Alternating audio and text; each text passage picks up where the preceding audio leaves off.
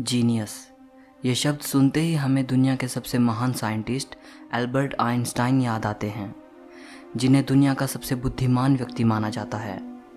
यहाँ तक कि 14 मार्च को इनका बर्थडे जीनियस डे के रूप में मनाया जाता है। वीडियो को पूरा आखिर तक ज़रूर देखना। आप सर आइंस्टाइन के बारे में 32 ऐसी बातें जानोगे जो वाकई आपको हैरान कर देंगी। नंबर 32। जिस साल ग्रेट साइंटिस्ट गैलीलियो गैलीली की डेथ हुई थी, उसी साल सर आइजक न्यूटन का जन्म हुआ था। और जिस साल ग्रेट साइंटिस्ट जेम्स मैक्सवेल की डेथ हुई थी, उसी साल सर एल्बर्ट आइंस्टाइन का जन्म हुआ था। नंबर 31। आइंस्टाइन का ये फोटोग्राफ देख रहे हैं आप? कुछ समय पहले इस फोटो को नीलाम किया गया। ये 80 लाख रुपए में बिकी। इस मशहूर तस्वीर पर इस महान साइंटिस्ट के सिग्नेचर भी हैं। इस फोटो को प्रिंसटन यूनिवर्सिटी में 14 मार्च 1951 को आइंस्टाइन के 72वें बर्थडे पर खींचा गया था। फोटोग्राफर आइंस्टाइन को मुस्कुराने के लिए कह रहा था, लेकिन सर आइंस्टाइन उस दिन कई फोटोग्राफर्स के लिए ऐसा कर चुके थे, इसलिए हंसने की बजाय उन्होंने जीभ बाहर निकाल दी। नंबर 30। आइंस्टाइन ने अपनी अंतिम सांस लेते वक्त कुछ शब्द कहे थे जो कि जर्मन भाषा में थे। अनफॉर्चुनेटली जो व्यक्ति उस समय उनके साथ मौजूद था वो जर्मन भाषा नहीं जानता था। इसी कारण उनके अंतिम शब्द हमेशा के लिए राज बनकर दफन हो गए। नंबर 29। आइंस्टाइन के पास बहुत युवा आया करते थे। वो आइंस्टाइन से उनकी सक्सेस का राज पूछते थे। एक बार एक युवा उनके पास आया और कहने लगा, सर आज सारी दुनिया में आपका नाम है, लोग आपकी तारीफ करते नहीं थकते, प्लीज़ मुझे बताइए कि महान बनने का मूल मंत्र क्या है। जानते हो दोस्तों आइंस्टाइन ने क्या कहा? सिर्फ एक शब्द, लगन। नंबर 28। एक जीनियस होते हुए भी इस महान वैज्ञानिक की याददाश्त बेहद कमज़ोर थी। वो नाम, तारीखें और टेलीफोन नंबर्स भूल जाते थे। यहाँ तक कि उन्हें खुद का नंबर भी याद नहीं रहता था। एक बार उनके सहकर्मी ने उनसे उनका टेलीफोन नंबर मांगा। आइंस्टाइन पास रखी डायरेक्टरी में अपना नंबर ढूंढने लगे। सहकर्मी हैरान होकर बोला, आपको खुद का टेलीफोन नंबर भी याद नहीं है? आइंस्टाइन ने कहा, नहीं, किसी ऐसी चीज़ को भला क्यों याद रखूं जो मुझे किताब में ढूंढने से मिल जाती है। नंबर 27। उनकी याददाश्त से जुड़ा एक और किस्सा बेहद मशहूर है। एक बार आइंस्टाइन प्रिंसटन यूनिवर्सिटी से कहीं जाने के लिए ट्रेन से सफ़र कर रहे थे। ट्रेन कंडक्टर सभी पैसेंजर्स की टिकट को पंचिंग करते हुए आइंस्टाइन के पास आया और उनसे टिकट दिखाने को कहा। आइंस्टाइन टिकट अपनी जेब में ढूंढने लगे और जेब में टिकट ना मिलने पर उन्होंने अपने सूटकेस को चेक किया। जब सूटकेस में भी टिकट नहीं मिला तो वो अपनी सीट के आसपास खोजने लगे। कंडक्टर आइंस्टाइन को अच्छी तरह जानता था। उसने कहा कि यदि आपकी टिकट गुम हो गई है तो कोई बात नहीं, मुझे विश्वास है कि आपने टिकट ज़रूर खरीदी होगी। और ये कहकर वो दूसरे पैसेंजर्स की टिकट चेक करने लगा। लेकिन जब उसने देखा कि अभी भी आइंस्टाइन अपनी सीट के नीचे टिकट ढूंढ रहे हैं, तब वो फिर से आइंस्टाइन के पास आया। फिर उनसे कहा कि वो टिकट के लिए परेशान ना हों, उनसे टिकट नहीं मांगा जाएगा। कंडक्टर की यह बात सुनकर आइंस्टाइन ने कहा, वो सब तो ठीक है, लेकिन बिना टिकट के मुझे पता कैसे चलेगा कि मैं जा कहाँ रहा हूँ। नंबर 26। आइंस्टाइन अपनी जनरल और स्पेशल थियोरी ऑफ रिलेटिविटी की वजह से पूरी दुनिया में जाने जाते हैं, लेकिन बहुत कम लोग जानते हैं कि 1921 में उनको Nobel prize theory of relativity के लिए नहीं, बल्कि फोटो इलेक्ट्रिक इफेक्ट की खोज के लिए दिया गया था। नंबर 25।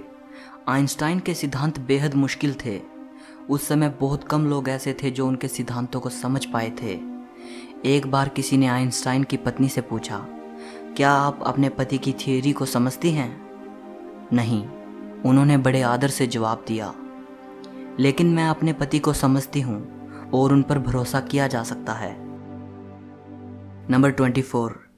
आइंस्टाइन को बाल कटवाना बिल्कुल पसंद नहीं था। उनके बाल हमेशा बिना कंघी किए होते थे। आज आइंस्टाइन का बिना कंघी किया हुआ hair style genius hair style के रूप में देखा जाता है। नंबर 23। इतने बड़े साइंटिस्ट होने के बावजूद भी वे कार चलाना नहीं जानते थे और समुद्री यात्रा उन्हें बहुत पसंद थी, पर तैरना नहीं आता था। नंबर 22, सर आइंस्टाइन को जुराबें पहनना बिल्कुल पसंद नहीं था। एक बार अपने बचपन के बारे में बताते हुए वो बोले, मेरे पैर की उंगलियां इतनी बड़ी थी कि बचपन में हमेशा मेरी जुराबें फट जाया करती थी। मैं इस बात से इतना परेशान रहता था कि मैंने जुराबें पहनना ही छोड़ दी। सर आइंस्टाइन को किसी के भी सामने बहुत अच्छी तरह ड्रेसअप होना पसंद नहीं था, फिर चाहे वे परिचित के बीच में हो या अपरिचित के, उन्हें कोई फर्क नहीं पड़ता था। नंबर 21, बचपन में आइंस्टाइन को मंदबुद्धि लड़का माना जाता था। टीचर ने तो यहाँ तक कह दिया था कि ये लड़का जिंदगी में कुछ नहीं कर पाएगा। वही लड़का बाद में दुनिया का सबसे महान साइंटिस्ट बना। नंबर 20, जैसा कि मैंने बताया कि आइंस्टाइन को मंदबुद्धि कहा जाता था, एक बार आइंस्टाइन के मैथ के प्रोफेसर ने उनको लेजी डॉग कह दिया था। वो पढ़ाई में ज़्यादा अच्छे नहीं थे, लेकिन मैथ ही बचपन से उनका फेवरेट सब्जेक्ट था। नंबर 19, जब वो पैदा हुए थे तो उनका सर बाकी बच्चों के कंपेयर में बहुत ज़्यादा बड़ा था। डॉक्टर्स ने उन्हें मानसिक तौर पर विकलांग कह दिया था। 7 साल का होने से पहले पढ़ना शुरू नहीं किया था। वे हमेशा लड़ते हुए स्कूल जाते थे। नंबर 18, 4 साल की उम्र तक वे कुछ बोल भी नहीं पाते थे। एक बार अपने पेरेंट्स के साथ खाना खाते हुए अचानक वे पहली बार बोले, सूप कितना गर्म है। ये सुनने के बाद उनके पेरेंट्स की हैरानी का ठिकाना ना रहा। नंबर 17, आइंस्टाइन को साइंस में इंटरेस्ट तब हुआ जब वो 5 साल के थे और उनके पिता ने उन्हें एक कंपास ला कर दिया। वे इस बात से हैरान थे कि कौन सी शक्ति नीडल पॉइंट को एक डायरेक्शन में रखती है। बस यहीं से उनके अंदर साइंस को लेकर इंटरेस्ट पैदा हो गया। नंबर 16, अमेरिका की विश्व विख्यात टाइम्स मैगजीन ने 1999 में एल्बर्ट आइंस्टाइन को पर्सन ऑफ द सेंचुरी, 20वीं सदी का सबसे महान व्यक्ति करार दिया था। नंबर 15, साल 1952 में आइंस्टाइन को इजराइल का राष्ट्रपति बनने का ऑफर आया, लेकिन उन्होंने ये कहकर ऑफर के लिए मना कर दिया कि वे पॉलिटिक्स के लिए नहीं बने बल्कि साइंस के लिए बने हैं। नंबर 14, आपका फेवरेट साइंटिस्ट कौन है?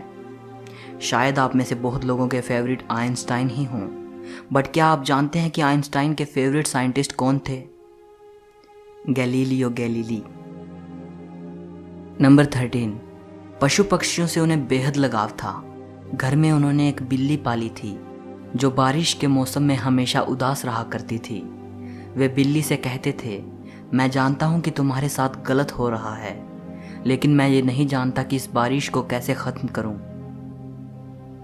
नंबर 12, आइंस्टाइन को सिगार पीना बहुत पसंद था। आप उनके कई फोटोग्राफ्स में उन्हें सिगार पीते देख सकते हो।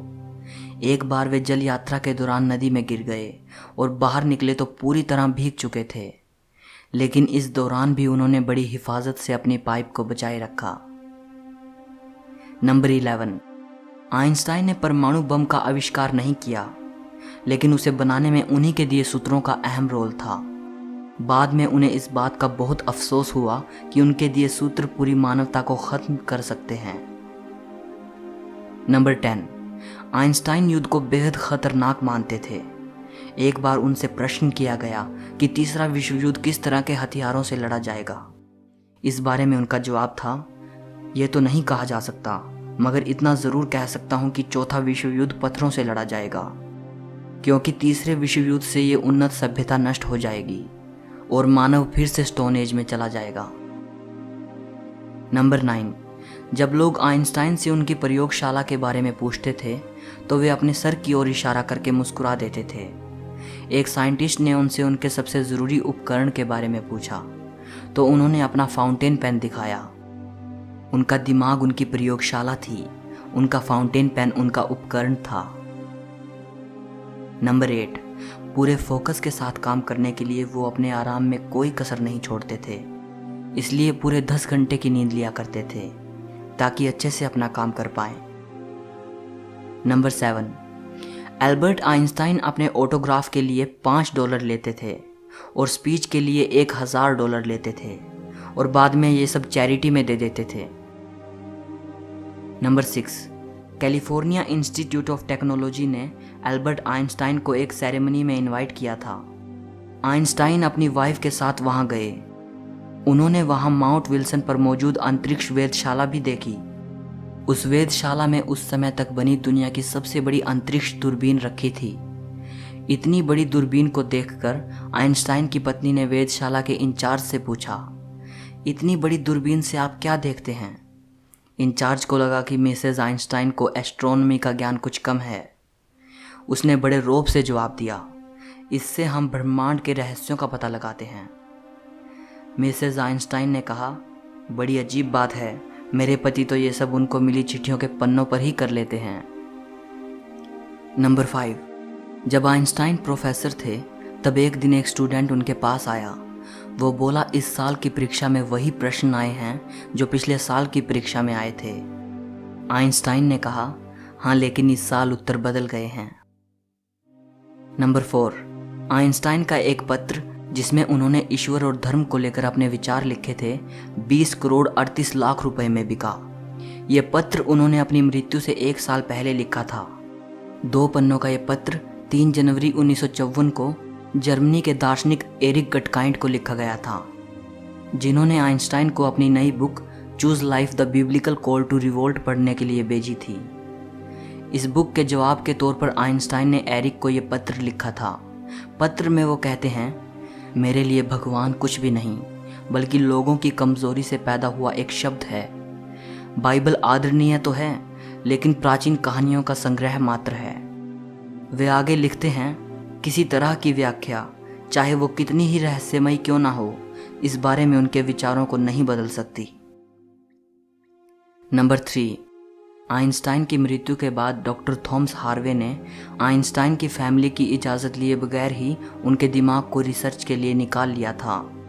इस हरकत के लिए डॉक्टर हार्वे को नौकरी से निकाल दिया गया, लेकिन उन्होंने कहा कि ऐसा उन्होंने सिर्फ रिसर्च के लिए किया है और वो वादा करते हैं कि आइंस्टाइन के दिमाग पर रिसर्च करेंगे। उनके दिमाग को 20 सालों तक एक जार में रखा गया और उस पर रिसर्च की गई। रिसर्च में पाया गया कि उनके दिमाग में आम इंसान से ज़्यादा सेल्स थे। यही वजह थी कि उनका दिमाग बहुत असाधारण सोचता था। नंबर 2, आइंस्टाइन अगर चाहते तो और भी जी सकते थे। अपने आखिरी समय में जब वो बीमार हुए तो डॉक्टर्स ने उनका ऑपरेशन करना चाहा, तो आइंस्टाइन ने इसके लिए मना कर दिया। उन्होंने कहा, अब ज़िंदगी को मशीनों के सहारे चलाना बेकार है। मैं अपनी ज़िंदगी जी चुका हूँ, आर्टिफिशियल तरीके से जीने में कोई मज़ा नहीं। नंबर 1, सोरबोन यूनिवर्सिटी में 1930 में आइंस्टाइन ने कहा था, अगर मेरी थियोरी सही साबित हो जाती है तो जर्मन मुझे आदर्श जर्मन नागरिक कहेगा और फ्रांस मुझे विश्व नागरिक का सम्मान देगा। लेकिन अगर गलत साबित होती है तो फ्रांस मुझे जर्मन कहेगा और जर्मन मुझे यहूदी कहेगा। सो इस वीडियो के लिए इतना ही। इस महान वैज्ञानिक की ये बातें अगर आपको पसंद आई हों तो लाइक ज़रूर करना। कमेंट करके मुझे बताइएगा कि आपकी सर एल्बर्ट आइंस्टाइन के बारे में क्या राय है।